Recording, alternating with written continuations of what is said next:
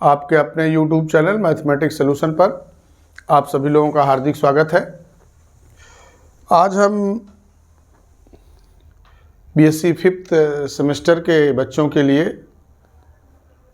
ये टॉपिक लेके आए हैं, कैरेक्टरिस्टिक सब ग्रुप, इसकी बेसिक प्रॉपर्टीज और इस पर बेस्ड एक थ्योरम। बहुत छोटा सा टॉपिक है। सबसे पहले तो यहाँ पे यही है कि कैरेक्टरिस्टिक सब ग्रुप किसको हम कहते हैं। तो यहाँ याद रखिए, इसने दिया है कि ये subgroup H of a group G. H क्या है? सब ग्रुप है। किसका ग्रुप? जी का। Is called a characteristic subgroup of G. इसी सब ग्रुप एच को हम क्या कहेंगे? कैरेक्टरिस्टिक सब ग्रुप कहेंगे जी का। कब?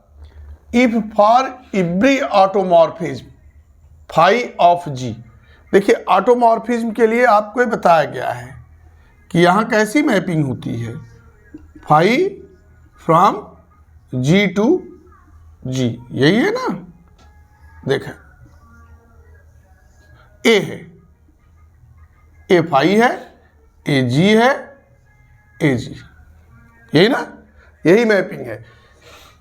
यदि यह मैपिंग क्या हो, 1 1 2 हो और साथ ही साथ होमोमॉर्फिज्म के कंडीशन को होल्ड करे, तो इसको हम क्या बोलते हैं?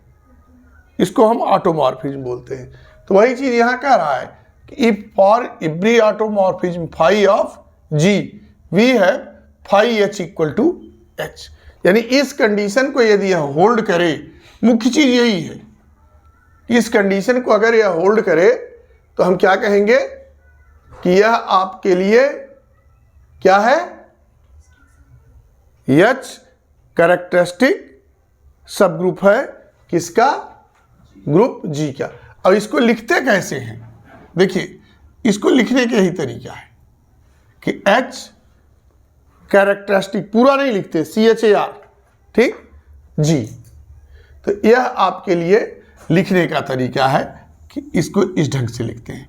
देखो, इसी को दूसरे ढंग से यहां लिखा गया है कि a subgroup of a group G that is stable under every automorphism on G is called characteristic subgroup of G. ठीक है?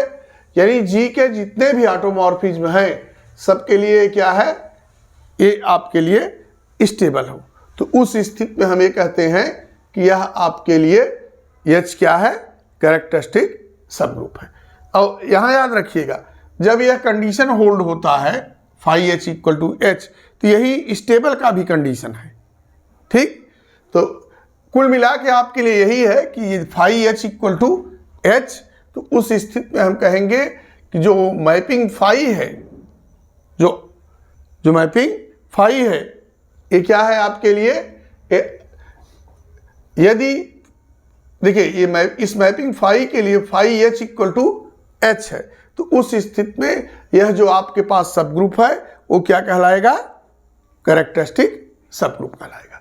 अच्छा, यहां देखिए, इसकी बेसिक प्रॉपर्टीज हैं। कौन कौन सी प्रॉपर्टीज हैं? कई प्रॉपर्टीज हैं, जिसमें से मुख्य हम लिखा रहे हैं यहां पे। पहली सबसे इंपॉर्टेंट है कि each automorphism of G maps H to itself. ठीक है?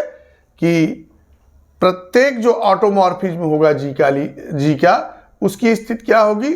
वह आपके लिए एच के लिए भी वैसा ही होगा। यानी वो एक मैपिंग शो करेगा फ्रॉम एच टू एच भी। यानी हमारा कहने का मतलब है कि यह आपके लिए यह भी पॉसिबल है, इसकी भी पॉसिबिलिटी है। ठीक है? दूसरी चीज क्या है कि if H is unique subgroup of a given index of G. ठीक है? तो इसका मतलब है, देखो, यदि एच क्या है? यूनिक सब ग्रुप है, तो इसकी मीनिंग हो गई कि एच क्या है? यह आपके लिए कैरेक्टरिस्टिक सब ग्रुप होगा जी के लिए। ठीक है? तीसरी प्रॉपर्टी क्या है?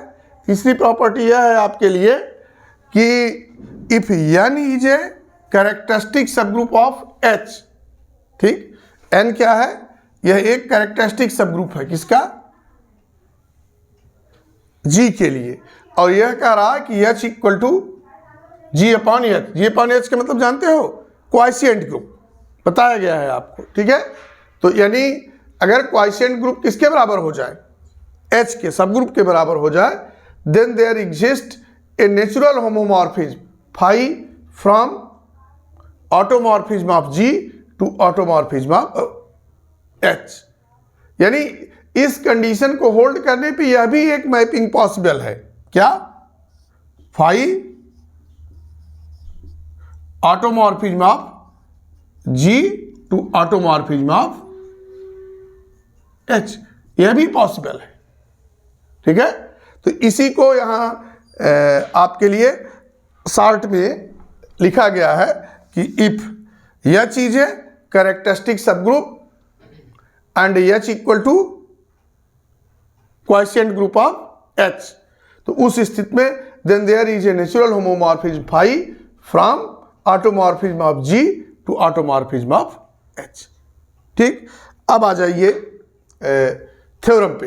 ये तीन इंपॉर्टेंट है, इसको आप देखिए। इसकी स्थिति है कि आपके लिए जो 2 नंबर का क्वेश्चन बनता है सेक्शन ए का, सेक्शन ए के क्वेश्चन के लिए पूछे जाते हैं। जो भी इस आज के है, चाहे आपके लिए यह डेफिनेशन है, चाहे ये है, चाहे यह थ्योरम है, सब आपके लिए सेक्शन ए के ही क्वेश्चन है, ठीक है।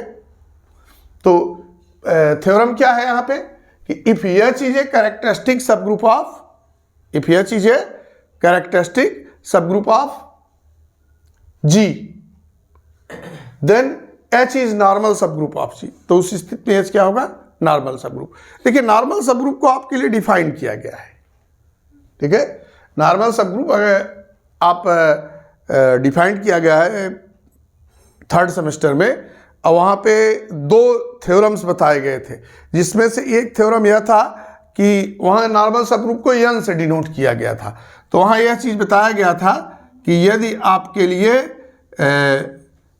n यह बराबर n के, ठीक है, या हो सकता है ऐसे लिखा गया हो, यदि इस कंडीशन को होल्ड करेगा तो उस स्थिति में इस n को क्या कहेंगे, नॉर्मल कहेंगे, ठीक है। यह नॉर्मल सब ग्रुप है, ठीक। तो यह भी दे सकता है, ऐसे भी दे सकता है, कुछ भी दे सकता है वहां पे, ठीक। तो यहां हमको क्या कह रहा है कि H क्या है, अगर कैरेक्टरिस्टिक सब ग्रुप है G के लिए, तो H क्या होगा, वो नॉर्मल सब ग्रुप होगा।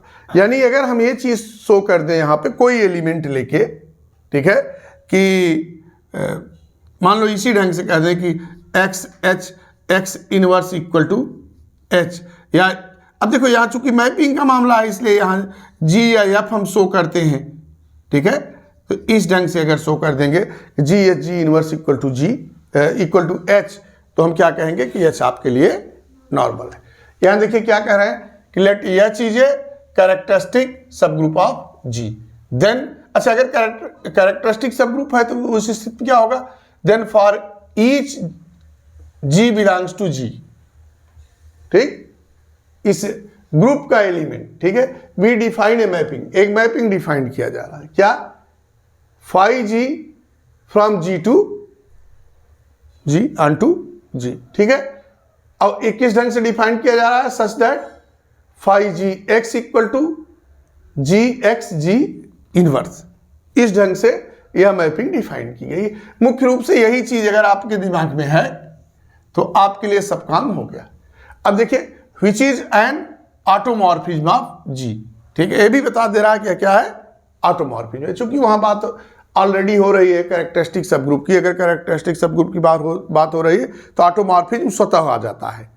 यहाँ देखिए इसमें डिफाइन किया गया है कि एवरी सब group of a group G that is stable under every automorphism of G is called characteristic subgroup of G। तो यहाँ देखिए ऑटोमॉर्फिज्म क्या है, वो स्वतः आ गया है, ठीक। तो यहाँ भी वही चीज है कि यदि यह कंडीशन होल्ड किया जा रहा है कैरेक्टरिस्टिक सब ग्रुप का, तो निश्चित रूप से क्या है, ऑटोमॉर्फिज्म है आपके लिए है ऑफ G।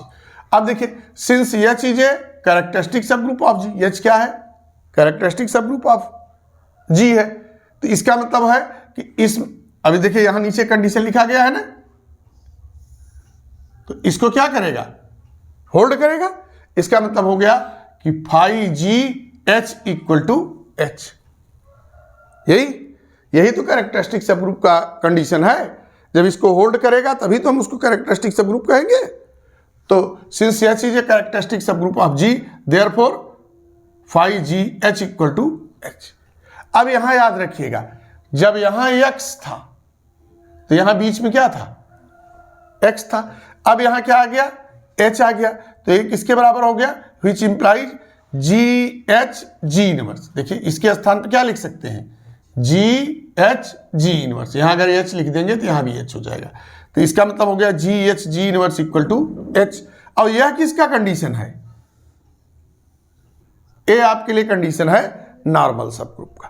तो इसका मतलब है कि H अगर कैरेक्टरिस्टिक सब ग्रुप है G के लिए, तो निश्चित रूप से H क्या होगा, वो नॉर्मल सब ग्रुप भी होगा। किसके लिए, G के लिए। यही हमको यहां पे प्रूफ करना था, छोटा सा थ्योरम था कि if H is a characteristic subgroup of G, then H is a normal subgroup of G।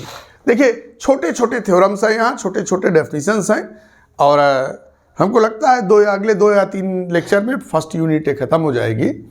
और आप थोड़ा सा इसको घर पे पढ़ते रहिएगा, जिससे अगली चीज़ जो डिफाइन करें उसको आपको समझने में आसानी हो। आपसे हमारा रिक्वेस्ट है कि हमारे चैनल को सब्सक्राइब करिए और इसको आप देखते रहिए, कमेंट करिए, इस पर लाइक करिए, अपने मित्रों में शेयर करिए, जिससे यह कारवां आगे बढ़ता रहे। धन्यवाद।